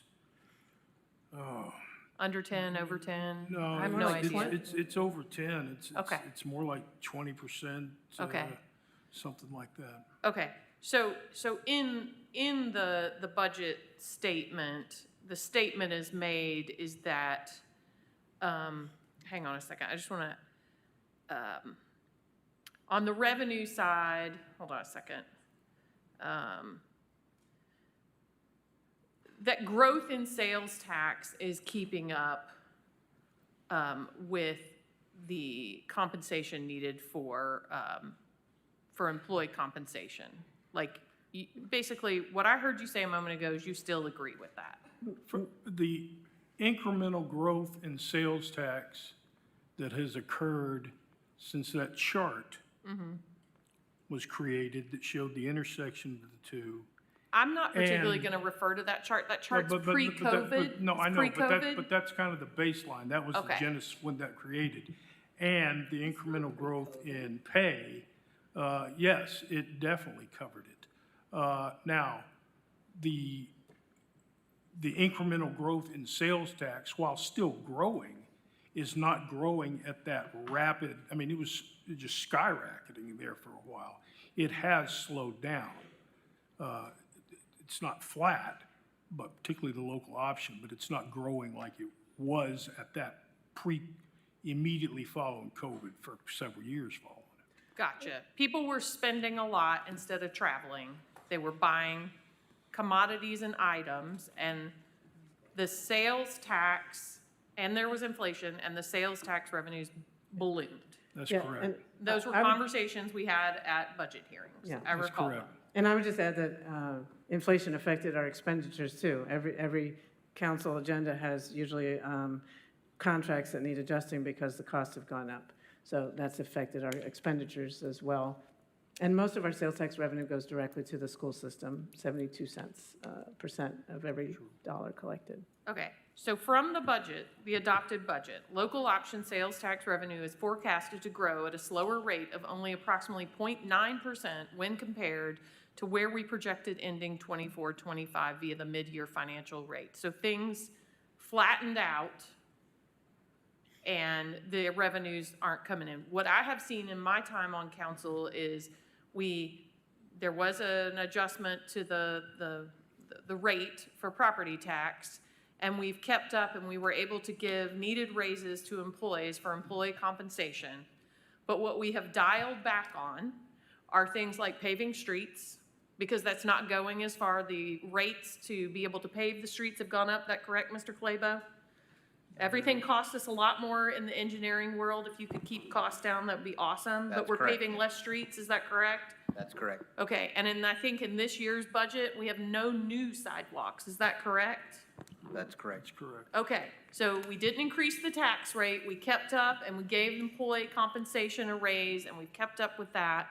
But the local option sales tax is flattening out and we curbed and cut back on things like number of street miles paved, sidewalks, and other things. And those are the things proposed to be covered by the increase in the local option sales tax. Do I have it correct? Yes. All right, thank you. Councilmember McKenzie? Thank you, Mayor. Mr. Dubose, I want to circle back to you. So on the affordable housing units, and I will say that, yes, we have seen some more intentionality about spreading them out across the city, because at one point, it did feel like there was a huge concentration in 1 to 2 areas. We do know that there are people who have been raised in certain areas in the city who want changes, who want to live in different areas, and so I'm glad these opportunities are presenting themselves. KCDC generally runs a waiting list, and so when these properties become available, do these folks who are on the waiting list with vouchers have are they slated in line to apply for these housing properties first? Yes, and, I'm not sure if Ben's still here. He can speak to it a little bit better than I can. But from what I'm understanding from the property management companies, they work very closely with the staff of KCDC to identify future tenants. And the ones that are, have been on the waiting list, it helps KCDC to get them off of the waiting list as well. But they have the option, because some people may or may not want to live in certain properties or certain areas, but those who do. But I do appreciate that, hearing that there's diversity in the housing options from the Affordable Housing Fund, even with First Creek at Austin, the intentionality around senior housing, I thought was really good, to make sure that they had housing there as well. And so I will be voting in favor of this ordinance, because I do think that it is sorely needed, and it has been very effective and helpful to this point. Thank you. Thank you. Councilmember Parker. Thank you. I just wanted to clarify that the chart was not pre-COVID. COVID hit in 2020. That's when I started here on council. It starts with FY 2023, so I believe it's from the 2022 budget hearing. I unfortunately am not able to support this, and the reason is because of the message that it would send to the community about how I believe this money would be used and how I believe it should be used. When I was running for office starting in 2017, affordable housing was one of my top issues, if not the top issue. And we were pushing for more city investment in affordable housing and homelessness services. And homelessness services is the one thing that we can't seem to get that to catch on. And we need the community to show up and ask for money to be supporting homeless services specifically. But when we started that work, it was when Rohero created the Affordable Rental Development Fund and began investing in affordable housing.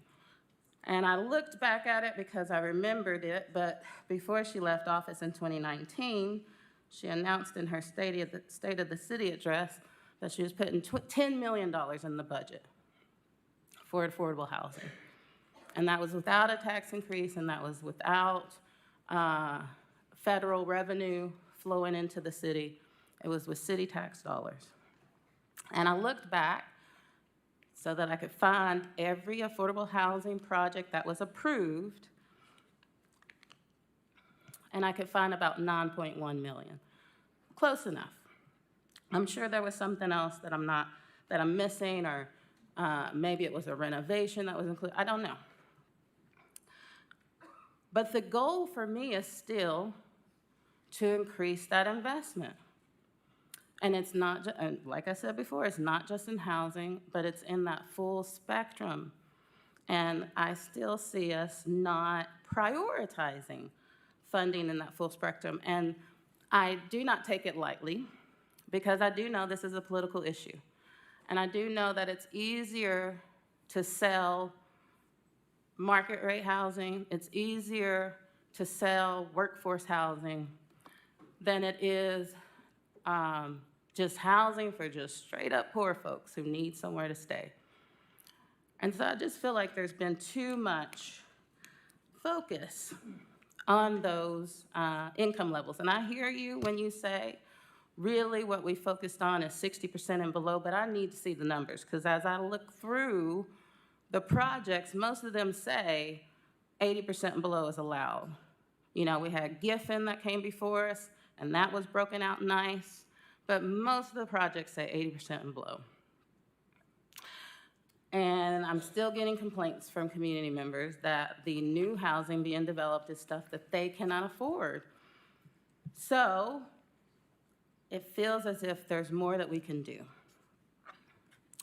And usually it comes down to a lack of resources. Usually we do as much as we can. But now we're talking about $47 million in new revenue.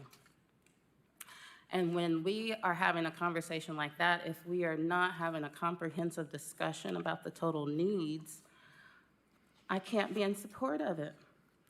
I can't be in support of it. And hopefully,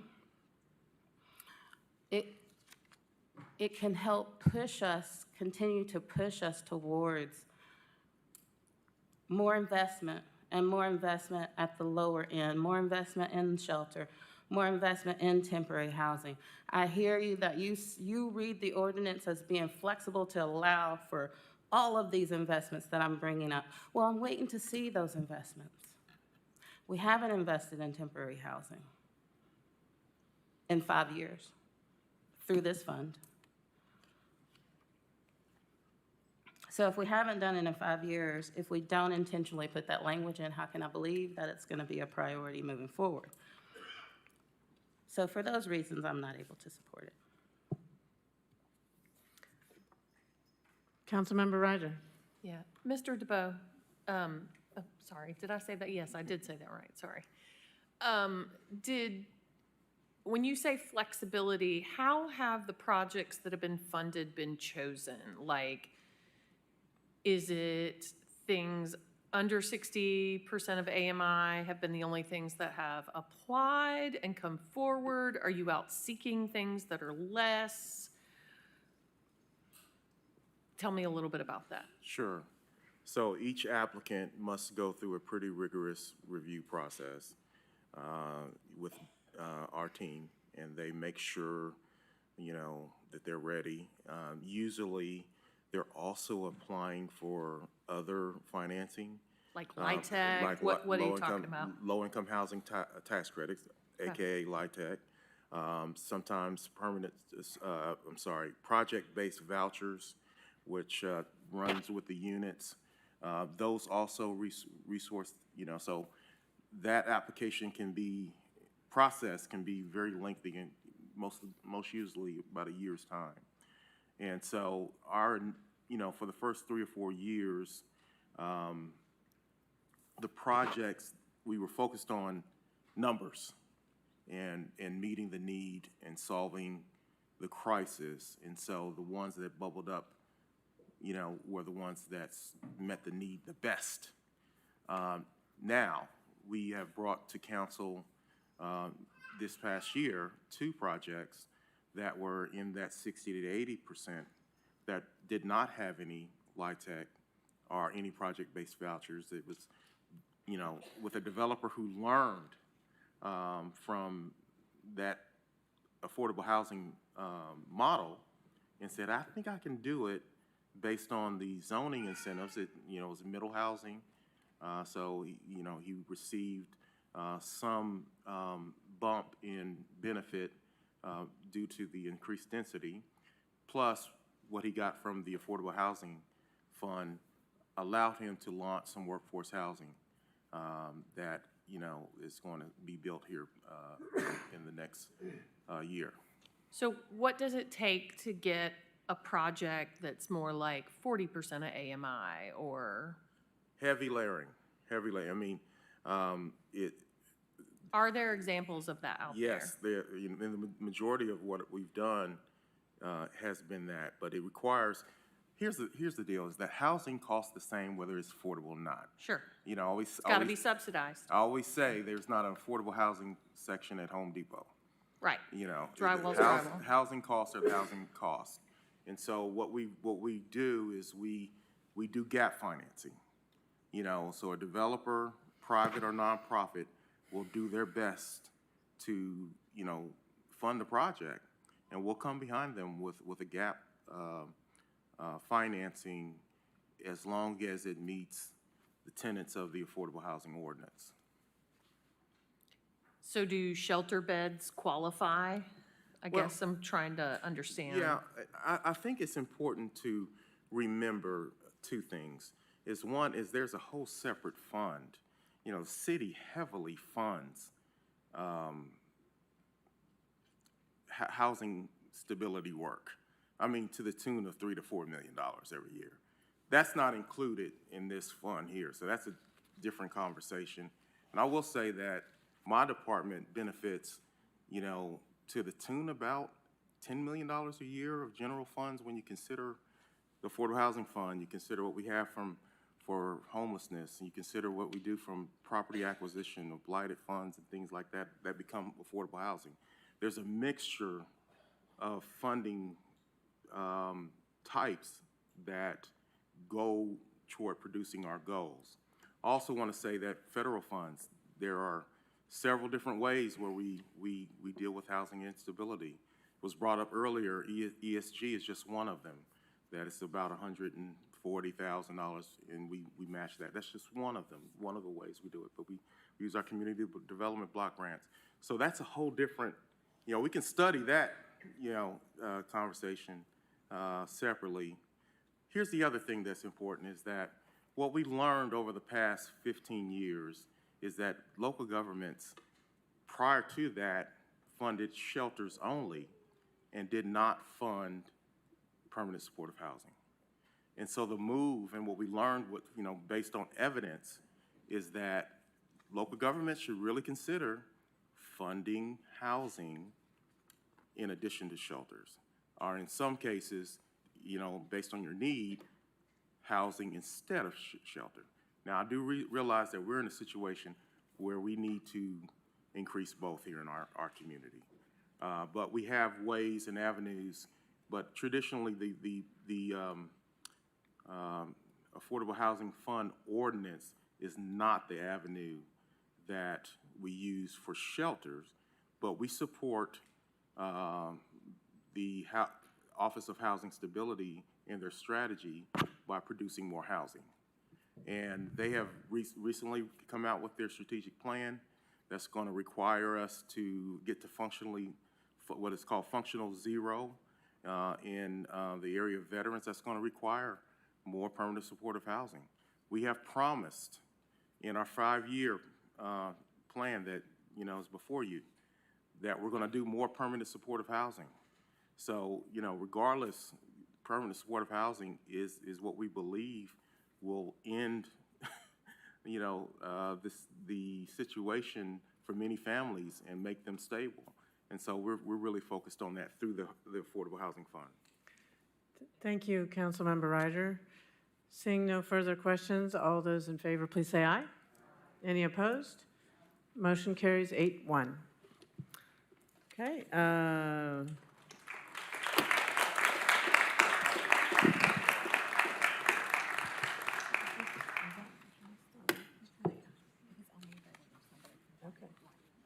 But that was put on the consent. That's consent. Okay. We're on 13K. The public forum. Okay. That is 13. Oh, okay. Go ahead. 13. Thank you. 13K is an ordinance to change the base zoning classification of property located at 6109 Creekhead Drive from AG District to RN1 District. Mohammed Ragab, applicant, 3rd District. Move to approve. Motion made to approve and seconded. And did someone sign up to speak? No. Okay. Councilmember Singh? Did you have any comment? No. Okay. Seeing no further comments, all those in favor, please say aye. Any opposed? Motion carries. Okay, now we're at public forum. We have 6 people signed up to speak. You'll each have up to 3 minutes. First person is Ms. Vivian Shipe. Ms. Shipe, are you present?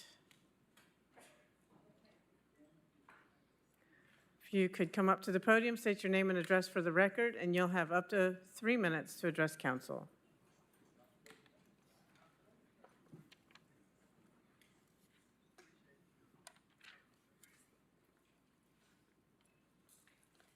Vivian Shipe, 37914.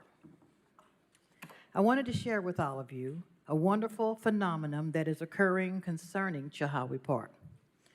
For the first time in decades, people are feeling like they have been heard. The decades of feelings of powerlessness, exclusion, and social disenfranchisement have been replaced with hope. There is intergenerational collaboration as seniors are sharing their memories of the old days of the park, and others are sharing ideas of things they want to see. Ideas that have never been used before, and even children are sharing ideas. People are visioning and dreaming. using their voices in ways they never felt they could. And what is so beautiful about it, the conversations are positive and future-focused. It's in that vein of positivity that I use this time at Public Forum to ask that when the advisory committee is developed, that these types of individuals be selected to serve. I would also ask the ideas that are currently being gathered from the community, including those to be gathered in the coming months from the different meetings that are being held around the city, be considered. There is a great desire that the padlocks be removed immediately so that young people and all can use the space equitably as the parks at Lake Shore and Victor Ashe. People want to walk around the park, walk their dogs, push their baby strollers, exercise, sit and read, play music, among other dreams. We ask that ASM management be directed to unlock the gates and that reservations to use the space be accepted as soon as possible. The city parks and recreation do an excellent job in this city. The grounds are immaculate. Let's open the gates, offer recreation challenge grants to the neighborhood organizations so the space can be used now while the major infrastructure designs are being worked out. People want the gates open. They want to reserve and use the space. There are weddings to be planned and reunions to be held. We are many voices, all wanting the same thing, a place to gather, have fun, and make memories with family and friends. There is much work to do as we work to develop what we have not been able to do for decades. We want to use a public park that's open and usable for everyone. It will take everyone, this council, individuals, old and new organizations working together to ensure the dreams of the people manifest into a park that's on the same level and standard of other city parks. Let's not despair small beginnings, but let us begin. Okay, next person signed up to speak is Tiago Philippe. You can come to the podium, state your name and address for the record, and you'll have up to 3 minutes to address council. Good evening, Mayor Kincannon and council members. My name is Tiago Phillip, and I live at Dogwood Hall, or otherwise known as 211 Andy Holt Avenue. When university students consider exploring surrounding areas for recreational activities or service opportunities in Knoxville, East Knoxville is often met with apprehension and caution, which is something that I think should change. Recently, the East Knoxville Reconnection Project, which focused on reestablishing connections between East Side neighborhoods and downtown after the consequences of the urban removal project, was cut after the loss of the $42.7 million federal grant. As a result, the project lacks federal funding to be implemented. My question before council members today is, will the council push for local support to complete the project? And if not, is the council considering alternative approaches to bridge the division between East Side neighborhood and downtown? Thank you for your time, and I appreciate all the work that you have done for Knoxville. Thank you. Next person signed up to speak at public forum. Just, Mr. Phillip, just so you know, this is we listen and, we can have conversations at the conclusion of the meeting, but we don't usually respond during the public forum. Crystal Flack is the next person signed up to speak. Ms. Flack, are you present? Okay, if you could please come to the podium, state your name and address for the record, and you'll have up to 3 minutes to address council. Ma'am, how do I get documents to the council? You can hand them at the end to the city recorder here. Okay, thank you. Good evening, council members and Knoxville residents. I am Crystal Flack, and my family has a century of heritage here in Knoxville, Tennessee. My zip code is 37950. Last night, I had addressed the African American Equity Restoration Task Force about their failure to fulfill their mandate. Tonight, I'm here to address you about why you created a structure designed to fail from the beginning. In December 2020, City Council unanimously passed Resolution 367-2020. You officially admitted the city deliberately destroyed Black neighborhoods through urban renewal from 1959 to 1974. You documented demolishing 72 homes, 9 businesses, 2 churches for one project alone. There were 3 of them. You acknowledge these actions disproportionately targeting minority communities and causing devastating consequences. You committed $100 million for restoration. That was your word, restoration. Not opportunities for wealth building, not community programming, restoration. What you actually created this year alone, in February 2025, the task force distributed $150,000 to 10 nonprofits for karate classes, mentoring programs, and transportation services. When I asked last night for the total amount distributed since 2020, no one could provide that figure, not even the staff member responsible for tracking expenditures. That information allegedly exists on the city website, but I couldn't find it, and neither could they produce it at the meeting. What I do know, not $1 went to displaced families, not a single property was returned, not one descendant compensated and restored. But the problem goes deeper than deviation from the mandate. You designed this to fail at the onset. First, Councilwoman Gwen McKenzie sits on both City Council and the task force. She oversees herself. That's a textbook conflict of interest, and you allowed it. Second, the task force composition is wrong. Bank executives, university administrators, corporate DEI professionals. Where are the civil rights attorneys who specialize in property reacquisition? Where are the displaced families or the descendants? What about the grassroots community members who actually suffered the harm? You appointed people with institutional loyalties and corporate careers to protect. Consequently, no economic restoration with the African American community has taken place. Third, the task force has no real power. They don't control the money. They make recommendations that you can ignore. They meet 4 times a year. They can't even maintain a quorum. This is oversight theater, not restoration. Fourth, you told them to work with existing community agencies to develop policy recommendations. That's consulted language for study it forever and do nothing. You should have said, for example, Thank you, identify Ms. every Flack. displaced family. That concludes your time. Thank you. Okay, thank you. Next person signed up is Mary Ann Garner. Ms. Garner? Is Ms. Garner present? Okay, next person is Eva Hartley.